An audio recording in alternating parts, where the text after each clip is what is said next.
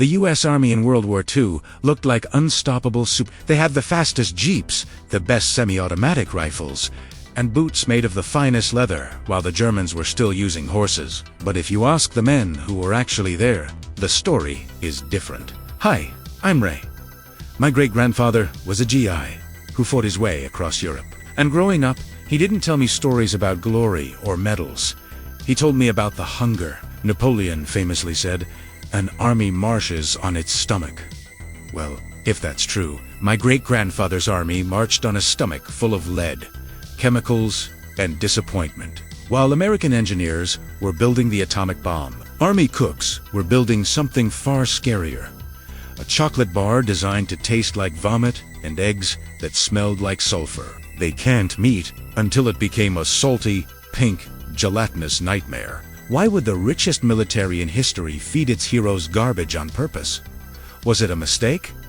Or was it a cruel experiment? Today, we are opening my great-grandfather's menu of misery to find out. The propaganda showed turkeys being served on Thanksgiving and fresh milk on the tables of mess halls. And while that might have been true in the training camps of Georgia or Texas, the reality for the combat soldier in the freezing foxholes of the Ardennes or the steaming jungles of Guadalcanal was vastly different. The Quartermaster Corps performed a logistical miracle, shipping millions of tons of calories across submarine-infested oceans. But in their quest for efficiency, durability, and shelf life, they sacrificed something essential: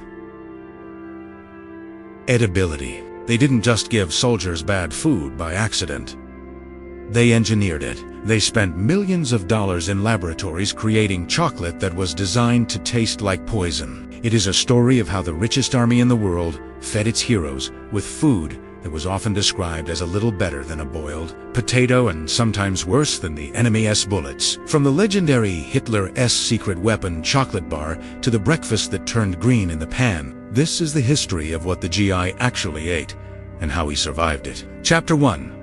The Philosophy of Starvation. To understand why the food was so terrible, we first have to understand the mind of the man in charge. In 1937, the war clouds were gathering over Europe. The United States Army knew that the next conflict would be mobile. The days of sitting in trenches for 4 years, like in World War I, were over. This new war would be fought with tanks and airplanes. Soldiers would be moving fast, often far ahead of their supply kitchens. The Army needed an emergency ration.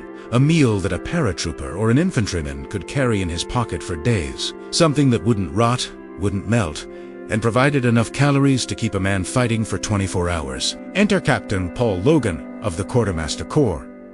Captain Logan was a brilliant logician, but he had a very cynical view of the average soldier. He believed that if you gave a soldier a ration that tasted good, a regular Hershey's chocolate bar, the soldier would lack the discipline to save it. He would eat it as a snack while watching a movie or riding in a truck. And then, when the real emergency struck and he was cut off behind enemy lines, he would have nothing left. Logan decided that the only way to save the soldier from his own gluttony was to make the food unappealing. This philosophy became known as the Logan Standard. The food had to be palatable enough to prevent starvation, but disgusting enough to prevent casual consumption. It was a dangerous gamble. The Army was essentially betting that fear of death would make bad food taste good. They were about to find out that a hungry soldier is also an angry soldier. Chapter 2. The Brick. The D-Ration chocolate, the first victim of Captain Logan's philosophy, was the beloved chocolate bar. In April 1937, Logan met with William Murray, the president of the Hershey Chocolate Company, and their chief chemist, Sam Hinkle. Logan laid out 4 specific requirements for a new military chocolate bar, which would become known as the Field Ration D. The first 3 rules were logical. 1. It must weigh 4 ounces. 2. It must be high in caloric value, 600 calories. 3. It must withstand temperatures of up to 120 degrees Fahrenheit, 49 degrees Celsius without melting, as soldiers might be fighting in the tropics. But rule number 4 shocked the chocolate makers. Logan looked them in the eye and said, "It must taste a little better than a boiled potato." Hershey's chemists went to work, but they were essentially being asked to destroy their own product. To stop the chocolate from melting, they had to remove the cocoa butter, the fat that makes chocolate creamy and delicious. Without the fat, chocolate is just a dry powder. To bind it together, they didn't use milk or oil. They used oat flour. Imagine that texture for a moment. A mixture of chocolate, liquor, sugar, skim milk powder, and oat flour. It was a thick, sludgy paste. It was so dense that the standard chocolate molding machines at the Hershey factory couldn't handle it. The paste kept jamming the gears and breaking the molds. The factory workers had to drag the heavy paste out by hand and press it into molds manually. It was an industrial nightmare before it even left Pennsylvania. When the D-bar finally reached the soldiers, it lived up to its design specs perfectly. It didn't melt. In fact, it was indestructible. Soldiers reported that you could leave a D-bar on the dashboard of a Jeep in the middle of the Sahara Desert, and it wouldn't soften. But this durability came at a cost. At room temperature, the bar was as hard as a brick. There are hundreds of accounts in soldier memoirs of men breaking their teeth, trying to bite into a Soldiers quickly learned that you couldn't eat it like a candy bar. You had to treat it like a block of wood. They would take out their combat knives or bayonets and shave thin slices off the bar, letting the flakes dissolve slowly on their tongues. But then came the taste. The oat flour gave the bar a grainy, sawdust-like texture. The lack of fat made it bitter. And because it was so concentrated with sugar and cocoa solids, it had a terrible effect on the digestive system. Soldiers who ate the bar too quickly often suffered from severe nausea or the GI trots, diarrhea. The soldiers hated it with a passion. They nicknamed it Hitler's secret weapon, joking that the Germans had infiltrated the Hershey factory to poison the American army. In the Pacific theater, starving Marines would often trade their D-Rations with indigenous tribes for fruit, but even the locals eventually realized the trick. One Marine memoir recounts a story where a native boy took a bite of the D-bar, spat it out, and threw it back at the soldier, shouting in broken English, "No good, no good." Despite the hate, the D-Ration was a massive success in terms of survival. During the Battle of the Bulge, when the 101st Airborne was surrounded at freezing and cut off from supplies, many men survived 4 days, eating nothing but shavings of this bitter chocolate. It was hated, but it kept them alive. Chapter 3. The Yellow Death Powdered Eggs. If desert was a brick, breakfast was a chemical experiment gone wrong. Feeding millions of men breakfast every morning is a logistical impossibility if you rely on fresh ingredients. A fresh egg is nature's perfect packaging, but it is fragile, heavy, and spoils quickly. You cannot ship millions of fresh eggs across the Atlantic in the hull of a ship without ending up with a giant omelette in the cargo hold. The solution was dehydration. The US government bought up massive quantities of eggs, cracked them, and processed them through heated spray dryers. The water evaporated, leaving behind a fine, yellow powder. This powder was lightweight, shelf-stable, and could be packed into number 10 cans that lasted 4 years. On paper, it was a triumph of science. You mix the powder with water, throw it on a griddle, and you have scrambled eggs. In reality, it was the yellow death. The first problem was the smell.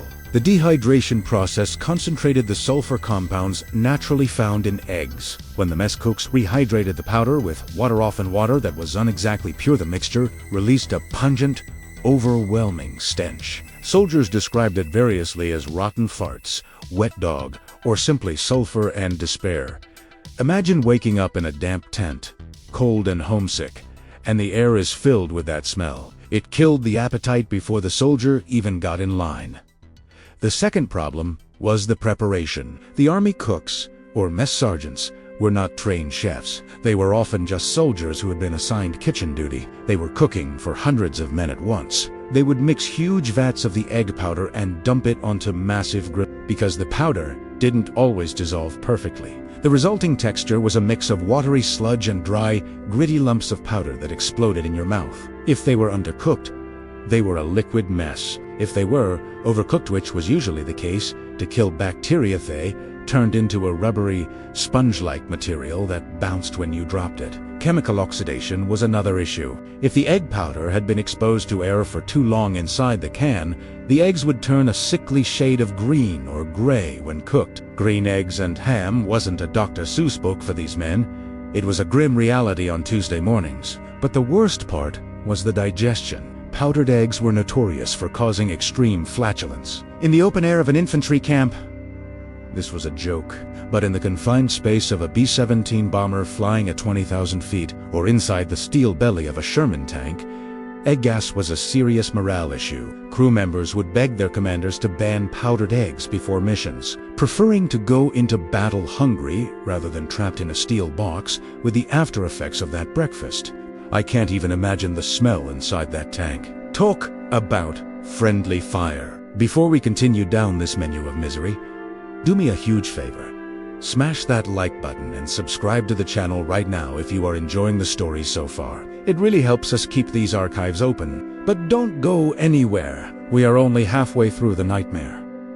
If you think the gas from the eggs was bad, just wait until you see what they had to drink. Up next, we're going to taste the chemical cocktail that could literally scrub the rust off a Jeep. You won't believe this. Chapter 4. The Mystery Meat Spam and the Ration. By 1943, the American GI had a new enemy. It wasn't the Germans, and it wasn't the Japanese. It was a rectangular tin can with a key on the side. Meat was crucial for morale, but fresh beef was impossible to ship to the front lines. Cows take years to grow and require huge amounts of feed. Pigs, however, grow fast. And pork cures well. The G.I.S. and company had a product called spiced ham, shortened to Spam. It was a pre-cooked block of pork shoulder and ham, salt, water, sugar, and sodium nitrite. It was shelf-stable, cheap to produce, and packed with fat and protein. The army bought it by the hundreds of millions of pounds, but they didn't just buy Spam. They bought every knockoff version available. Treat, more, and generic luncheon meat. To the soldier, it was all Spam. And it was inescapable. Soldiers ate Spam for breakfast fried, they ate it for lunch cold, between two dry crackers. They ate it for dinner cubed into a stew. Cooks tried to disguise it. They bucketed, boiled it, covered it in tomato sauce, mashed it into meatballs. But you couldn't hide the salty, slimy texture of processed pork. In letters home, soldiers wrote poetry about their hatred for the meat. One famous GI joke went, "I have fought the enemy, and I have fought the jungle, but the hardest battle is against the luncheon meat." Even Supreme Allied Commander Dwight D. Eisenhower later confessed to the president of Hormel, "During the war, I ate my share of Spam, along with millions of other soldiers. I will even confess to a few unkind remarks about it uttered during the strain of battle." However, there is a twist to the Spam story. While Americans hated it because of the monotony, for others, it was a godsend. The U.S. shipped tons of Spam to the Soviet Union under the Lend-Lease Act. The Russian soldiers, who were starving as the Germans ravaged their farmland, loved it. Nikita Khrushchev later wrote in his memoir, "Without Spam, we wouldn't have been able to feed our army." To the American, it was garbage. To the Russian, it was the taste of survival. But Spam was usually part of the Ration base camp food. In the field, soldiers carried the ration.